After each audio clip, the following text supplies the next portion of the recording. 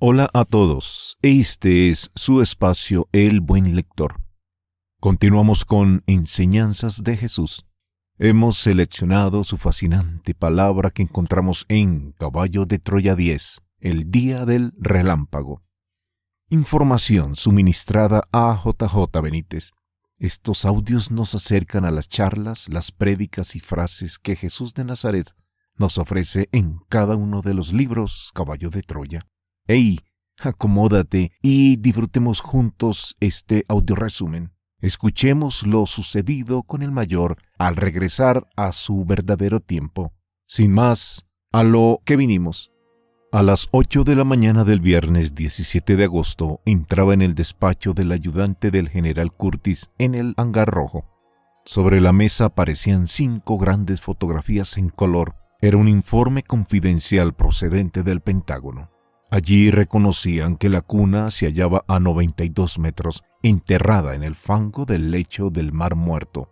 En una fotografía se veía un cadáver. Vestía un traje similar a los que usaban ellos. El emblema circular de 7 centímetros de diámetro que distinguía a Caballo de Troya aparecía sobre el corazón. Las 5 letras se presentaban deterioradas, pero legibles. Dios mío, no es posible.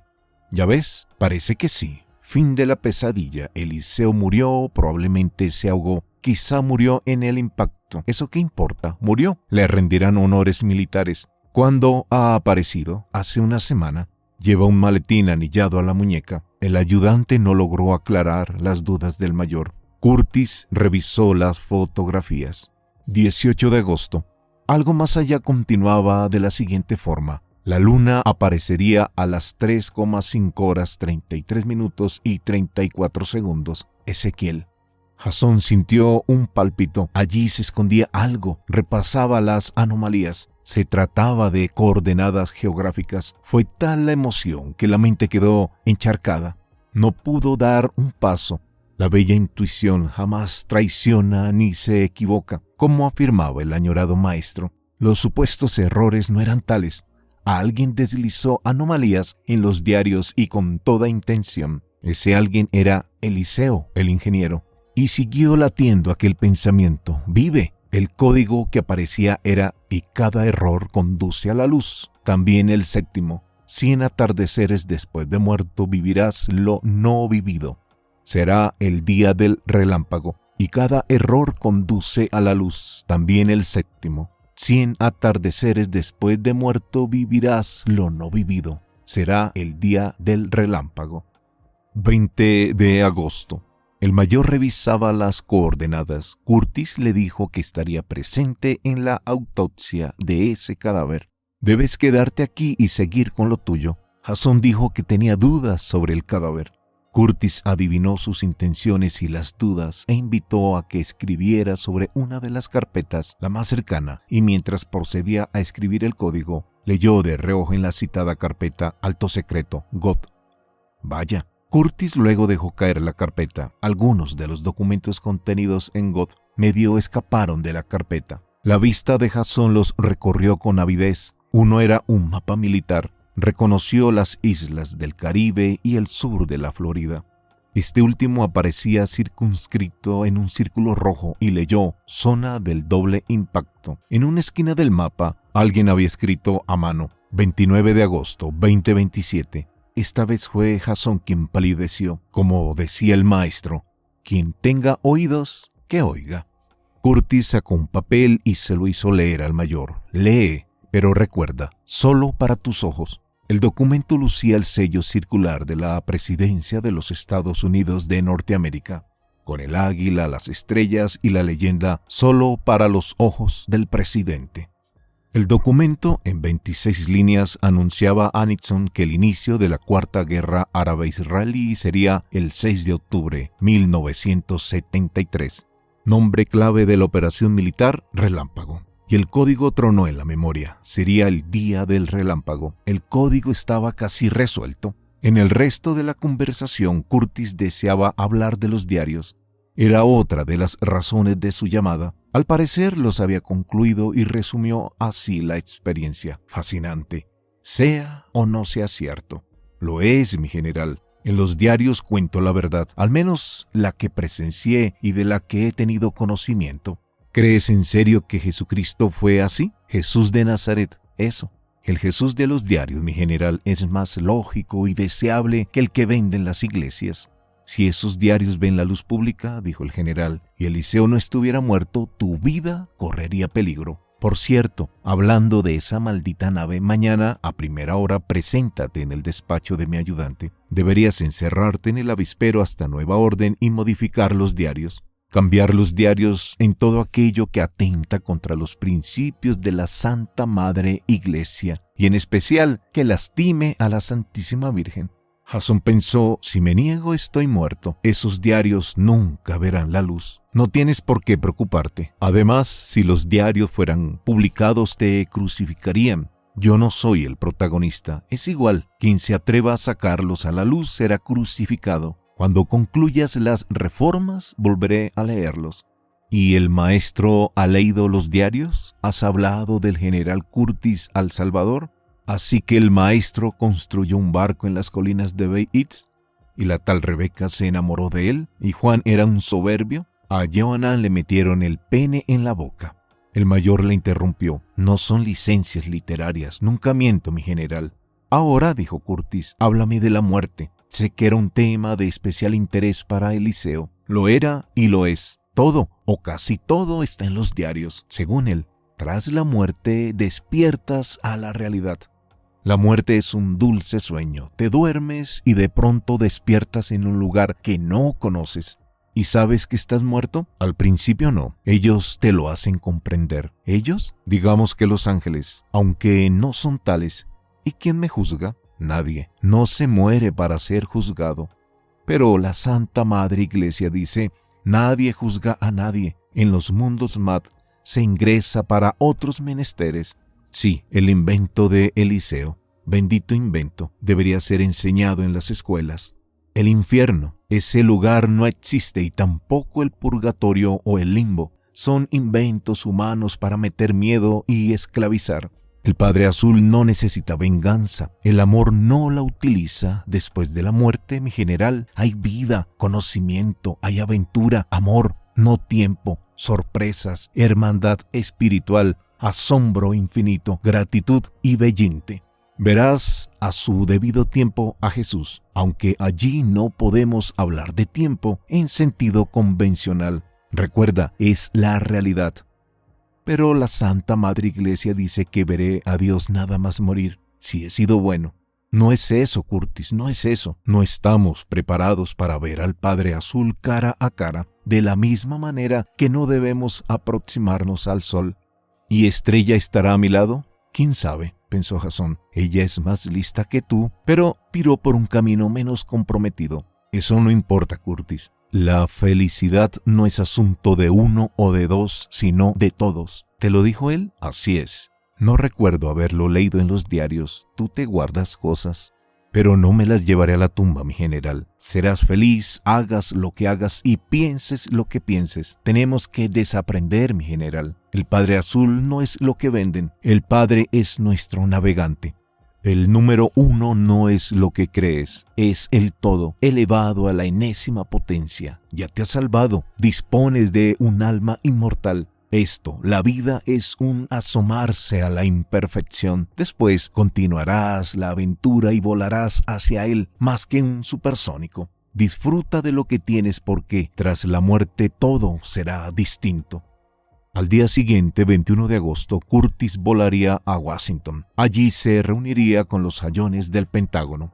Se despidieron. Curtis saludó militarmente con el habano y exclamó: «Ha sido un placer trabajar contigo». El mayor sonrió y correspondió al saludo. «Gracias, mi general». 21 de agosto. Curtis volaba esa mañana hacia Washington. Jasón acarició las nuevas credenciales. Podía estar en la ciudad subterránea. Era el corazón de la Fogg, la zona restringida de Edwards. Las órdenes del ayudante recibidas de Curtis eran precisas: mostrarle Rayo Negro, la nave que debería ser transportada a Jordania y desde allí lanzada a la búsqueda de la cuna. Una vez terminada la Cuarta Guerra Árabe-Israelí, Jasón le tomó cariño a la cuna. fue su hogar durante un tiempo. Allí habitaba el fiel Santa Claus, le debía la vida. La seguridad era tal que antes de autorizar el ingreso en la ciudad subterránea, una computadora chequeaba la prótesis o los implantes dentarios del invitado. Ya en el lugar, descendieron varios metros. Todo lo que allí veía el mayor era fascinante y muy adelantado a su tiempo. De pronto, allí estaba Rayo Negro. Disponían de 6 minutos. Jasón contó 5 vigilantes. Todos eran muy altos. Dedujo que la nave se hallaba sumergida en ozono líquido. De ahí el permanente olor que lo inundaba todo.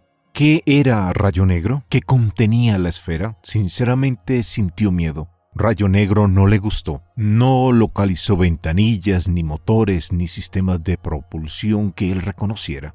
Al fijar la mirada en un punto de la referida esfera de la superficie en cuestión, nació un breve rayo curvo con los colores del arco iris. Jamás vio cosa igual. Mirase hacia donde mirase, allí aparecía el rayo curvo con los colores del arco iris. Al parpadear, el arco iris desaparecía y vuelta a empezar. Pasado el tiempo, los vigilantes los obligaron a abandonar el lugar y retornaron al vestuario. Los vigilantes los escoltaron hasta el final. No hubo despedidas, ni saludos, ni una miserable sonrisa. Eran témpanos de hielo. A las 15 horas se sentaban de nuevo en el despacho de Doménico, en el hangar rojo. En el proyecto trabajaban 1086 personas, entre técnicos y científicos, 10 veces más que en Caballo de Troya. Todos juraron fidelidad a Curtis y firmaron el protocolo 4. Vaya, era 21 de agosto y se durmió con la imagen del Hijo del Hombre, allá en la lejanía del Yan, con el brazo en alto, despidiéndose. Un día como aquel, en Belén, nacía en la tierra el hombre Dios. El mayor escribe cómo lo añoraba y también a ella. Descubrí el amor demasiado tarde y en el lugar equivocado. No importa, la amaría por siempre. Fue en esos días de agosto cuando se lo propuso seriamente. Tenía que viajar a Jordania o Israel y presentarse el 6 de octubre en el lugar indicado por el código. Más adelante, el mayor se entera que los resultados de la autopsia al cadáver supuestamente de Eliseo, el agua contenida en los pulmones y en el estómago, fue analizada en los laboratorios de la base jordana. No era agua salada, era dulce. En cuanto al barro hallado en el líquido bronquial, tampoco pertenecía al mar muerto. Alguien les estaba tomando el pelo y las sorpresas arreciaron. En resumen, el ahogado no había muerto en el mar de la sal. Algo intentaba comunicarle el general Curtis, pero Jasón no estuvo listo. El mayor se enteró que el avión en el que viajaba Curtis había desaparecido. El avión se había estrellado en una zona boscosa. Era el C-141 en el que viajaban los 3 directores de Caballo de Troya. El féretro con el astronauta, los forenses y Curtis, así como los familiares de los pilotos que regresaban de un viaje turístico por Grecia. De los 25 que iban, 24 fallecieron, entre ellos Curtis. El mayor recordó las palabras: Curtis teme por su vida. Jasón logró conseguir ser aceptado en el avión que viajaría a investigar lo sucedido. Jasón recordó una ensoñación. El maestro sonrió, alargó el brazo izquierdo y le entregó una de las ampolletas de barro utilizadas por Jasón en la visita a Caná. En el interior descubrió un pequeño pergamino. Estaba escrito en inglés. Decía: Curtis te precederá en el reino de los cielos.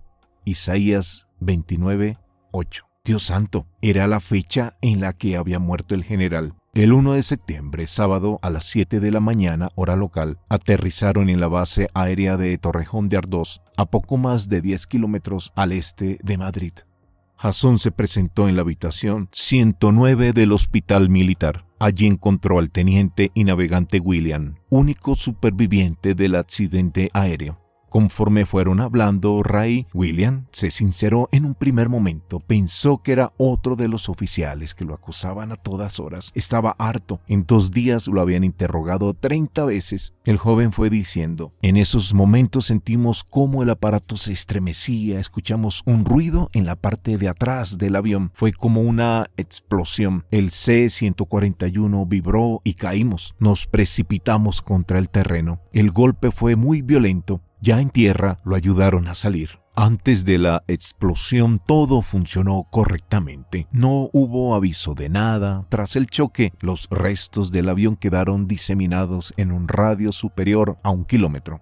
La PM prohibió el paso a los civiles. Los militares formaron una cadena y un codo con codo peinaron el lugar.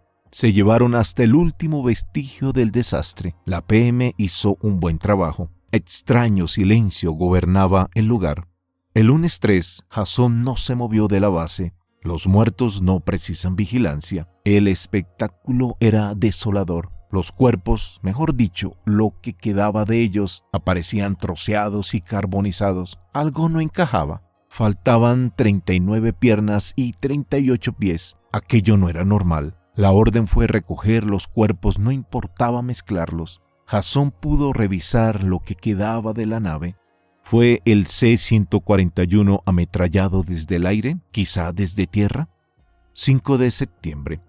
Jason se decía, fuimos nosotros quienes derribamos el aparato en el que viajaban el general y el equipo de directores. Fuimos capaces de una atrocidad así.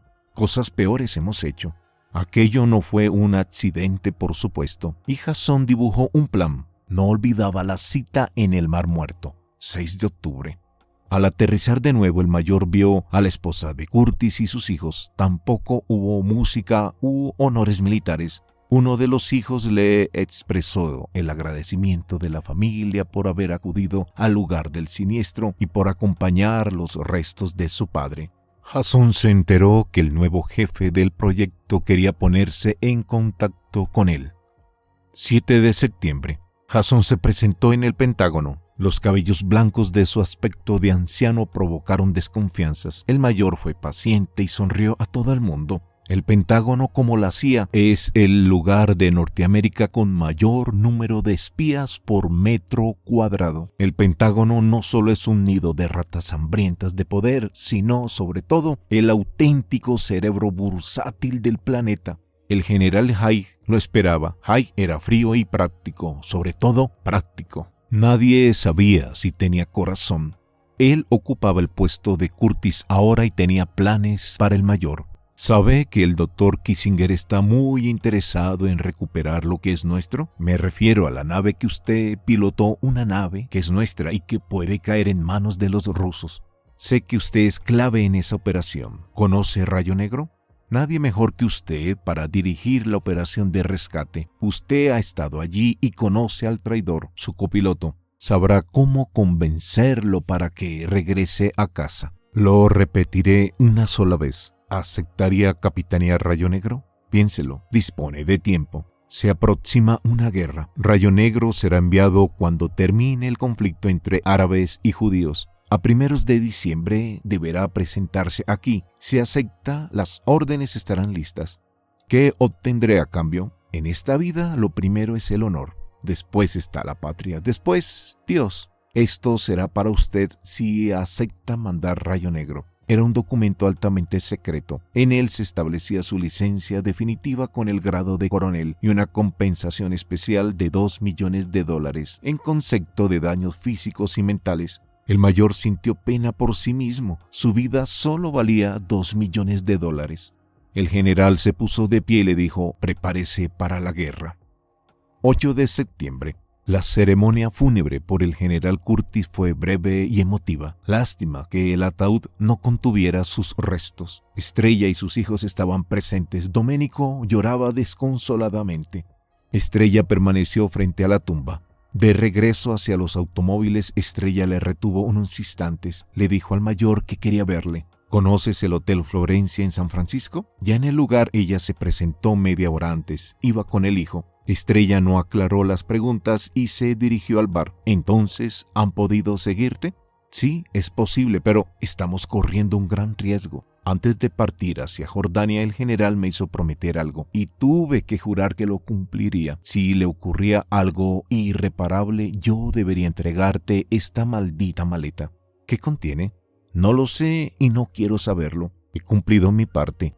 La generala se alejó unos pasos y de pronto se detuvo, regresó y exclamó: disculpa, casi lo olvido.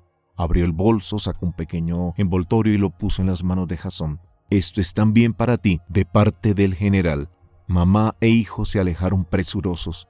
Jasón, ya en su habitación, depositó la maleta en su cama. A simple vista no parecía gran cosa. Lo abrió. Allí apareció el célebre rosario de plata y una cinta magnetofónica. El crucificado le hizo un guiño como en los viejos tiempos y escuchó una voz en su mente: confía. La maleta contenía la copia de los diarios. Jasón podía correr la misma suerte que el general y los 5 directores muertos. Tenía que ocultar la cinta y las copias y huir. No, era mejor destruirlo todo. Y escuchó una voz en su interior. Susurraba: ¿cómo puede ser eso? El mundo tiene derecho a saber. Reunió sus cosas y abandonó ese lugar.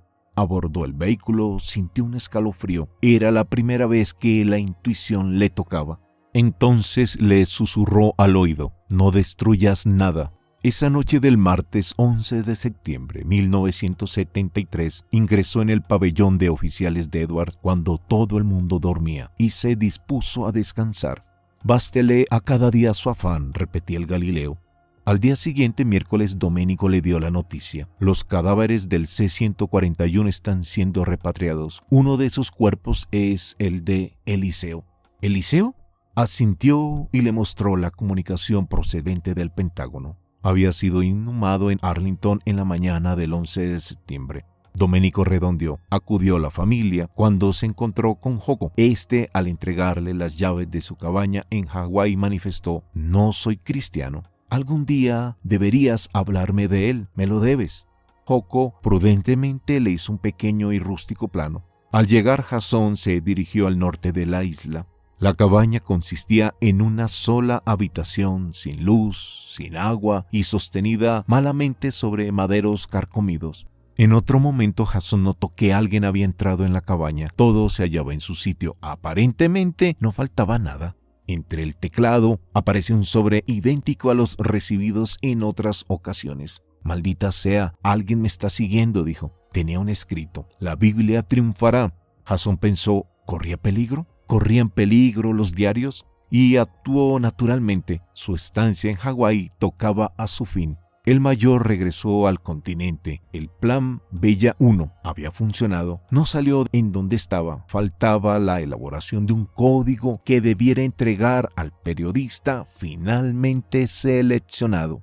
El 6 de octubre era la fecha clave. El día del relámpago, recordó. Vivirás lo no vivido. ¿A qué se refería Eliseo? Tenía que entrar antes de ese 6 de octubre. Al día siguiente, miércoles 26 de septiembre, puso en marcha la última fase de Bella 1. Ingresó muy de mañana en el Cementerio Nacional de Arlington. Llevó a cabo una primera comprobación. ¿Estaba Eliseo sepultado en aquel camposanto? Eso al menos era lo que aseguraba el Pentágono. Finalmente encontró la tumba. El nombre real del ingeniero aparecía grabado en la lápida blanca. Fecha de la muerte: 1973, sin más. Y se preguntó: ¿quién estaba sepultado en aquel lugar? Malditos mentirosos. El mayor hizo cálculos en ese lugar. El número 21 sería clave. El código se hallaba prácticamente ultimado. Decía así: el centinela que vela la tumba te revelará el ritual de Arlington. Llave y ritual conducen a Benjamín. Hey, amigos, todo el código está ya mencionado en los primeros audios de Caballo de Troya. Pero continuemos escuchando. 1 de octubre, el viaje fue largo. Al llegar al aeropuerto en Israel, el mayor debió demostrar el contenido de las maletas y se le ocurrió decir que era biólogo. Da igual, siga, profesor. Y el funcionario dio luz verde. El mayor se encontró con una persona. Marcos, el árabe cristiano del revólver 44 Magnum con la empuñadura de marfil que le salvó la vida. Cargaron el equipaje en una vieja camioneta Toyota de segunda generación. ¿Qué necesitas? Una embarcación para 2 o 3 personas. Marcos hizo un par de llamadas. Listo. Partimos al amanecer. 2 de octubre.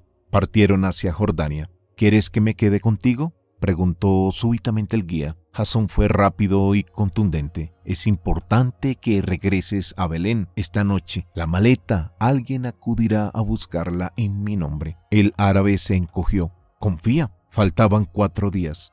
Marcos sabía de sus planes como biólogo y de su intención de permanecer unos días en la orilla jordana del Mar Muerto.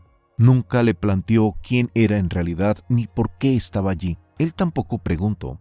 3 de octubre. El mayor había olvidado el visor IR y fue al lugar señalado en el código. Se hallaba en las coordenadas exactas. Volvió a inspeccionar el lago, detuvo el motor, tomó referencias y empezó a hacer cálculos. Sintió una presencia a su espalda.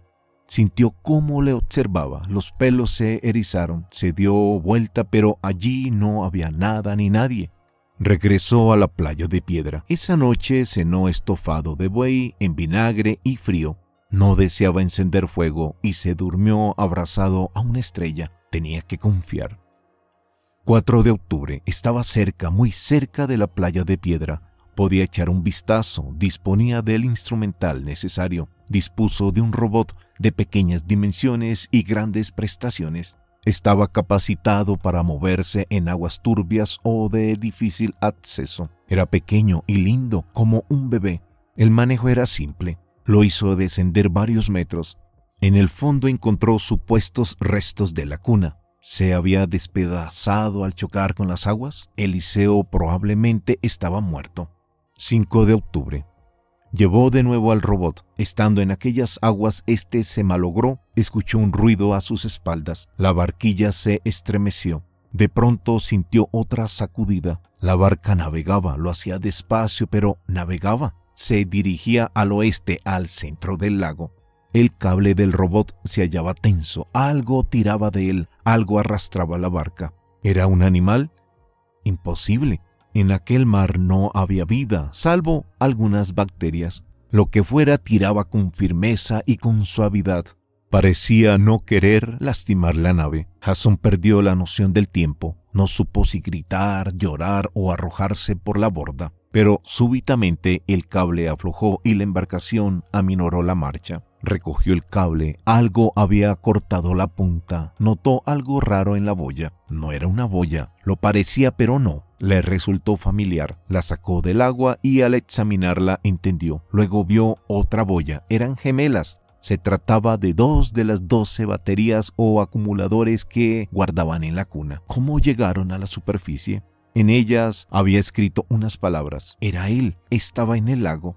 Aquella palabra solo la conocían 3 personas, Curtis, el ingeniero y el mayor. Era un término afortunado que repetía con frecuencia en los diarios y la extraña sensación regresó. Alguien le observaba. Había lágrimas de Jasón y regresó a la playa de piedra.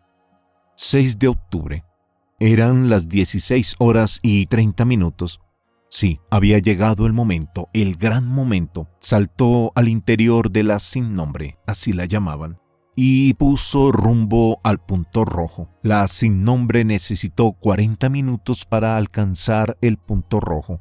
Empezó a oscurecer. Fue entonces cuando observó aquel burbujeo a proa y a un tiro de piedra. Atención, fue breve y se hizo el silencio. El agua siguió agitándose a proa. Era el momento de la reunión con Eliseo. Eso pensaba. 100 atardeceres después de muerto vivirás lo no vivido. Escuchó unas risas, luego una voz familiar aconsejó: «Vamos, mayor». El ingeniero tiró de Jasón. Era él. Aparecía desnudo con un breve taparrabo negro. El encanecimiento de tiempos pasados era un recuerdo. Tenía el cuerpo musculoso, sin asomo de las recientes dolencias. El ingeniero no aparentaba ni 20 años. Finalmente se abrazaron. No hubo palabras. Eliseo preguntó si quedaba cerveza helada en el campamento. Y ya en la tienda, Eliseo fue aclarando dudas. Nos asustamos, tuviste un vómito de sangre y te desplomaste. Te trasladamos al Palomar en el caserón de los Zebedeo. Kessil y Abril no se movían de tu lado, pero no reaccionabas ante nada. Había leído los diarios y detenidamente, y como te digo, maduré un plan. Te devolvería a 1973. Era la única forma de salvar tu vida. Después retornaría con el maestro. Una vez concluida la vida pública del Hijo del Hombre, volvería a 1973 y me reuniría contigo en alguna parte. Introduje una serie de errores menores en los diarios. Sabía que los detectarías. Tu memoria no tiene igual. Tarde o temprano te darías cuenta. ¿Y por qué tenías que regresar a 1973 y reunirte conmigo? Para entregarte, mayor, una información. Ese era el plan. Yo retornaba con el hombre Dios, seguía sus pasos, escribía un nuevo diario y sencillamente te hacía entrega de él. Abril y Cecil no sabían qué hacer. No comías ni bebías, continuaban los vómitos de sangre. ¿Y el maestro? El maestro te visitó en 2 ocasiones. La segunda fue esa tarde del 22, yo estaba adelante. Entró en el palomar, se sentó a tu lado en el filo de la cama y te contempló. No dijo nada, ni una sola palabra. Abril de vez en cuando mojaba tu frente. Pasado un tiempo se inclinó sobre ti, te alzó y te abrazó tiernamente. Parecías un muñeco. Nos emocionamos y temimos lo peor. El maestro volvió a dejarte en el lecho, se levantó y también en silencio se dispuso a abandonar el cuarto. Tenía los ojos húmedos. Al pasar me miró con gran fuerza. Creí entender. Y lo dispuse todo para esa noche. ¿No dijo nada? Solo me miró con intensidad. Jasón recordaba esa mirada.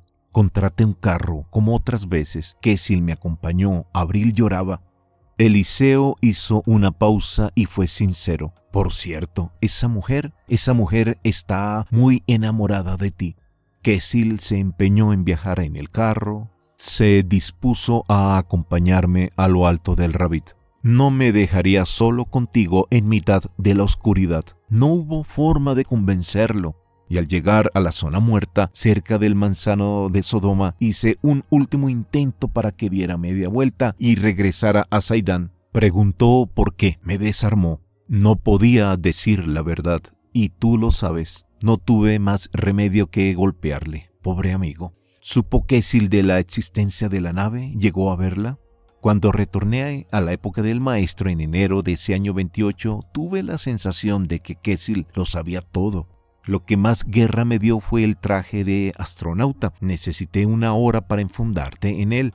Me asusté, estabas como muerto. A las 4 de la madrugada de aquel viernes 23 de enero, Santa Claus activó el J-85 e iniciamos el vuelo hacia el Mar Muerto. Fin de tu aventura. Misión cumplida, mayor. Misión cumplida. O casi. Tuve que empujarte.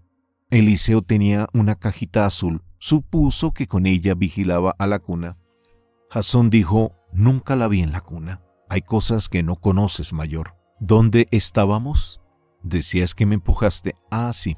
Ese era el plan. Eso pretendía, que creyeras que la nave se había ido al fondo.